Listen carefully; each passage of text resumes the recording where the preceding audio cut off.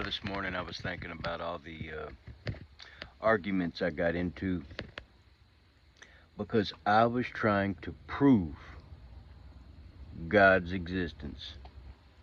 I was trying to lead somebody to Christ, trying to use my words to bring them in, and it never ended well. Because usually in a situation like that, the people I was talking to only wanted to argue. They didn't want to believe anyway. Matter of fact, 99% of the time, that was the truth.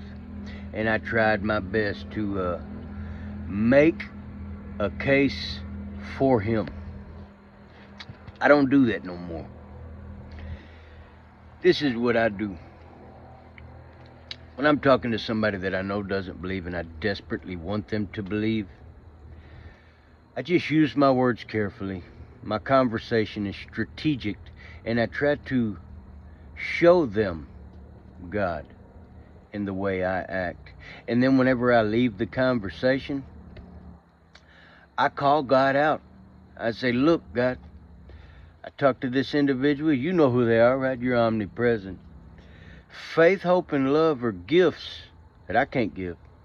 You give them, God. So that individual that I was talking to, I'm calling you out, God. I want you to give them faith, hope, and love. I want you to give them what you've given me. I want you to give them your presence. I want them to be saved because your will, your book says that your will is that I'll come to Christ and be saved. And I just had an encounter with that individual, so I'm calling you out, God. I'm washing my hands of it. I love them people, and I'm going to pray for them. I want them to be saved, but that's something that I can't do. So what I do these days, don't argue. I just put it on God, pray for him, because I know he's real. So in private, I pray for him. But I'm saying that because it's the holiday seasons. It's going to be Thanksgiving. You know, if you're going to see your family members, just think about that. Just try to exude God. Try to show people who God is by your behavior. The Bible says to avoid senseless arguments. I believe it's in Thessalonians.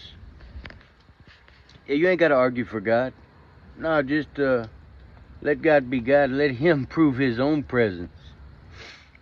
I think the devil tricks a lot of people into, a lot of believers into thinking they've got to make a case for God. Man, that don't end well. Just do what you know is right and put the rest on God. I don't think he puts anybody in our lives or puts somebody on our hearts for no reason.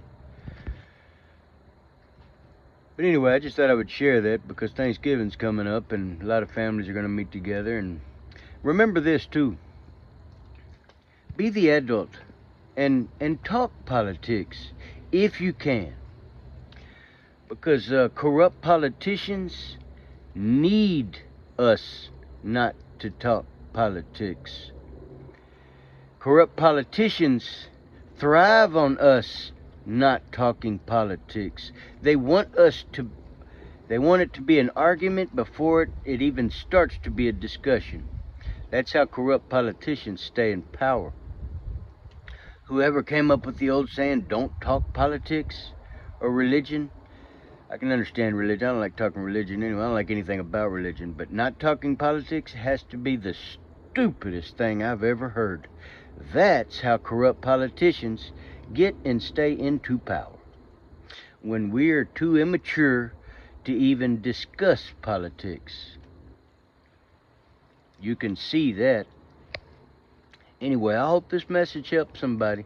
Just sharing a little bit of things that I've learned the hard way. Sharing some of my wisdom.